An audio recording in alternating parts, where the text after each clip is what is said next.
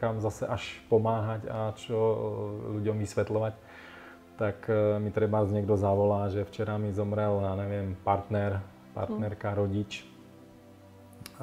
Som psychicky na tom špatne, dajte mi nejaké lieky. No, ja vravím, pozor, akákoľvek stráta je síce bolestná, ale na to nie je liečba. To je na to čas a je to prirodzená súčasť života. A mne niekedy príde, neprípadá ti to tak i v tých terapiách, že vlastne ľudia chcú popísať alebo popisovať ten bežný život, ktorým sa snažia nejak identifikovať. Mne to tak niekedy prípadá. Tak áno, ale vrátim sa aj k tomu, čo si hovoril, že keď teda niekto utrpí tak veľkú stratu, z môjho pohľadu, ak ten človek cíti, že toto potrebuje, ja by som mu v tom nebránila. Keď chce ísť aj na antidepresíva alebo na tabletky na spanie nejakú dobu, je to OK. A veľa ľudí, ktorí aj zostávajú teda aj rok, lebo nie sú len úmrtia, ale aj to, že vás tak nešetrne proste opúšťa manžel s milenkou, že vám to len prídu oznámiť, proste rôzne veci sa teda dejú.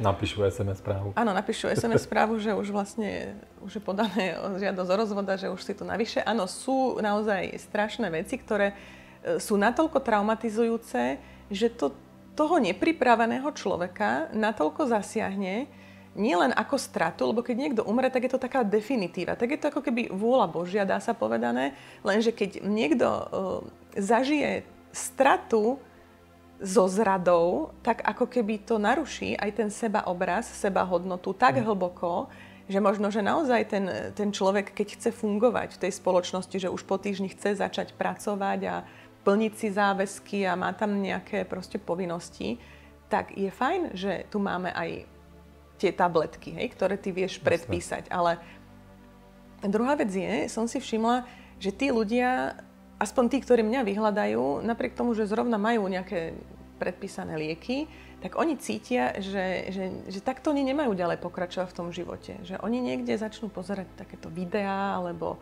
si to tak načítajú, alebo počujú od kamaráta, alebo od kamarátky, že však sú aj iné možnosti, ako sa dostať cez to, že prerastieme ten problém.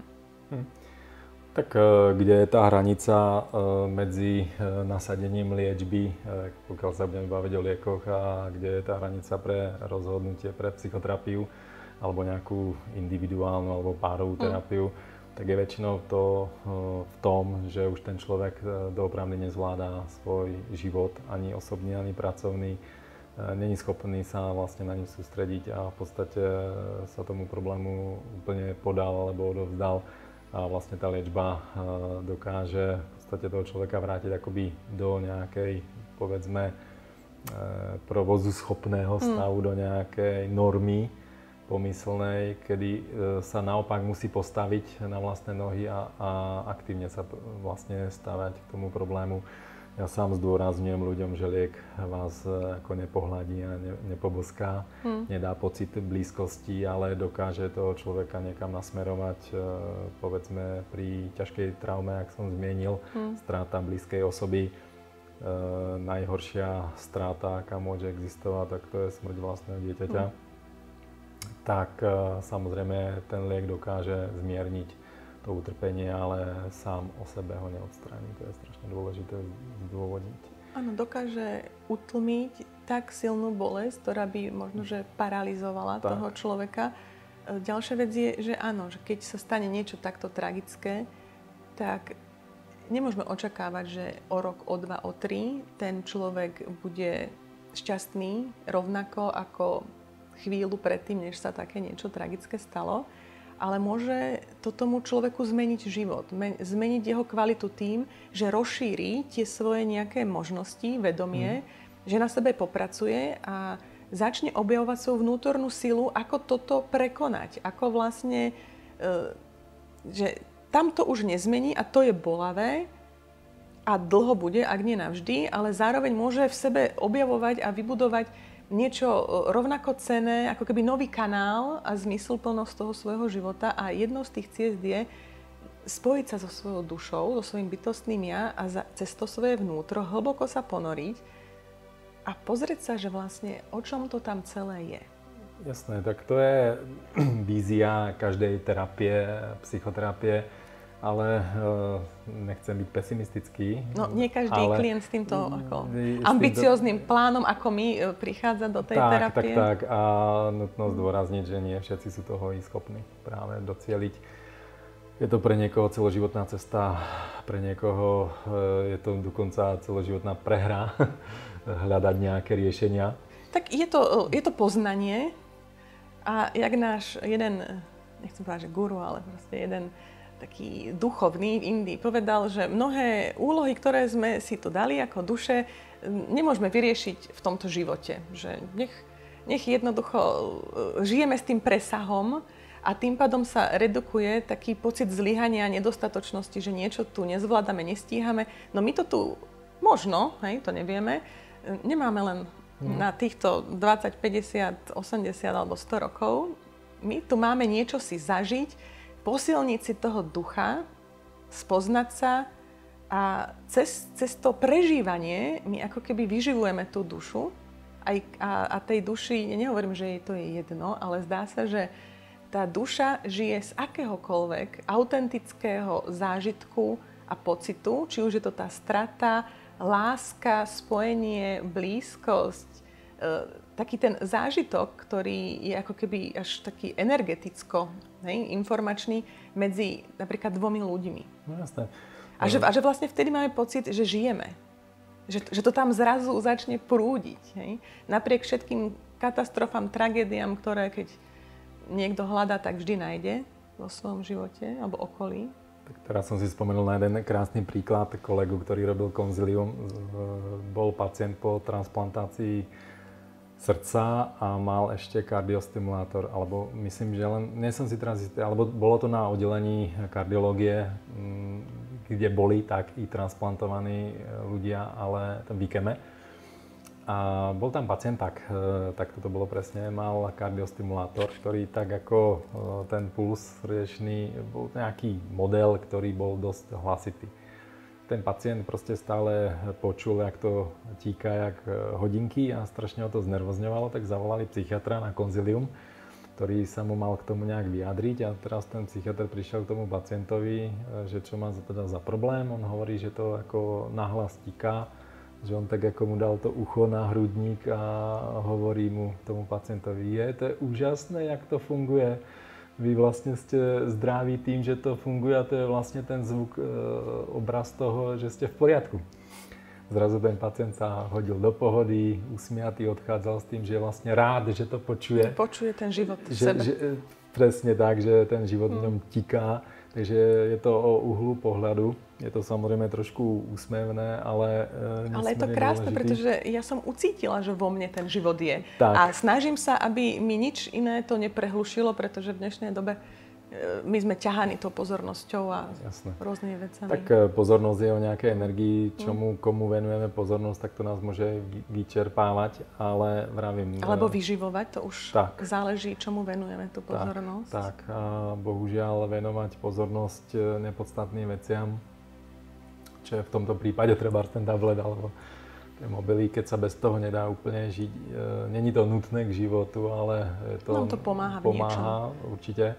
Tak je to potom o našej voľbe, čomu tú pozornosť budeme venovať. Ale v podstate na to, aby sme prekonali akýkoľvek typ závislosti, to vyžaduje určitú sebadisciplínu, aktivovať vnútornú silu, sebalásku, sebaúctu a tak trošku si vedieť rozkázať. Takže keď už aj sledujete nejaké TikToky alebo Instagramy a pozeráte rôzne YouTube a kanály, aj ten ako náš, však prečo nie, ale aby sme my boli toho pánmi a aby sme my sa vlastne nestali otrokmi toho celého vlastne marketingovo proste nášho kultúrneho nejakého pohodlného konzumného života. Ktorý vlastne vyprázdňuje a spôsobuje nám to vlastne tú závislosť v konečnom dôsledku, nie? Tak ja hlavne zdôrazňujem trebárs fenomén sociálnych sietí, že to je veľký problém, alebo takto. Je to problém vo chvíli, kedy chcem zdieľať s niekým rádoby blízkosť, nejaké kamarátstvo, nejaké vzťahy. Pokiaľ to budem brať ako informačný akoby zdroj, To je asi úplne rovnaké, ako keď si otvorím časopis, knihu a niečo si prečítam, niečo sa dozviem. No hej, ale ja si myslím, že práca s tou knihou, aspoň pre mňa, je poslednú dobu o mnoho dôležitejšia, lebo ja môžem venovať ten čas a tak ako hladkať tými očami, zamýšľať sa po každej tej vete, vrátim sa k tomu, lebo aspoň ja už som čím staršia, tak tým viac potrebujem, aby som niektoré veci pochopila, nechať na seba dopadať. A preto ja sa vraciam ku knihám. Pre mňa už to vymývanie hlavy takými tými online kurzami, na mňa to proste až tak nie je, aj keď je dobré sa, keby som o tom nič nevedela, je super sa dozvedieť. Ale ja už keď potrebujem prenikať do hĺbky nejakých komplikovanejších súvislostí v rámci našej profesii, no ja to bohužiaľ, alebo našťastie študujem v tej knižnici s tými knižkami a niekedy ja si tak prekontemplujem, si tak myšľam nad tým, niekedy nad 2 vetami aj 3 dní. Proste, že to nie je také jednoduché niekedy do niečo preniknúť. Tak v tom modernom pojatí i ten internet je vlastne médium, ktoré je vlastne obrovskou studnicou informácií. Otázka je, aké sú to informácie, a to je otázka, aké máme knižky k dispozícii. Že? Ako principiálne by som to videl podobne. Samozrejme, kniha má svoju hodnotu, ale... A hlavne si tam určuješ to tempo, akým spôsobom to na seba necháš vplývať. Jasné, to je druhá vec. I množstvo informácií, sme zahltení obrovským množstvom informácií, úplných až nezmyslov, sme obklopení informáciami, ktoré vlastne nie sú podstatné pre náš život. A to je ale dôležité si vybrať, zdravo si vybrať, čo je pre mňa dôležité. No ale od toho sme zase možno my, keď už niekto za tú hranicu prekročí a nevie si pomôcť, tak ho môžeme niekam nasmerovať. Nie vždy sa to ale darí. Tak áno, ja poskytujem možnosti a ty už si na tej hranici, že pozor, priepasť. Ja už... Ty si strážca nad priepasťou. Ja mám pocit, že som na dne tej priepaste a tých ľudí tam chytám asi skôr. Je to niekedy ako problém, pretože doopravdy dávam si otázku, či tí ľudia neprišli pozde, neskoro. Niektorí prídu relatívne informatívne sa spýtať, že mám asi problém. A není to problém. Tak taký človek väčšinou u mňa hľadá, pretože za mňou väčšina ľudí chodí, ktorí nemajú klinicky významné príznaky, že keď si ich tak vypočujem, tak to nie je ešte na psychiatra. Oni sú len nešťastní, oni len nemajú rozvinuté tú emočnú nejakú inteligenciu alebo kontakt sami so sebou, sú v nevýhodných tých pozíciách vo vzťahu, nevedia si nastaviť zdravé hranice, majú problém s tou sebaúctou, dostali sa pod područie nejakých proste vplyvov, tlakov a nevyznajú sa v tom. No, a sú v nejakej osobnej väčšinou alebo aj vzťahovej kríze a nevedia už kam ďalej. Ale zase je aj určitá skupina ľudí, ktorí si myslím, že by mohli trošku sami za seba zabojovať, ale s každým odrenkom ako keby... Ale to je zase asi majú peniaze, čas, tak idú, nech mi to tak povedia, že... Alebo nechcú proste. Alebo proste nechcú to sami riešiť a možno, že je tam tá osamelosť, len všimla som si, že je to veľmi pestré poslednú dobu. Že niekto je len nešťastný, niekto je slabý, niekto si neverí, niekto sa nechá zmietať. A minule som si všimla, že v podstate ja som asi 3. zastávka a ty si už asi tá 4.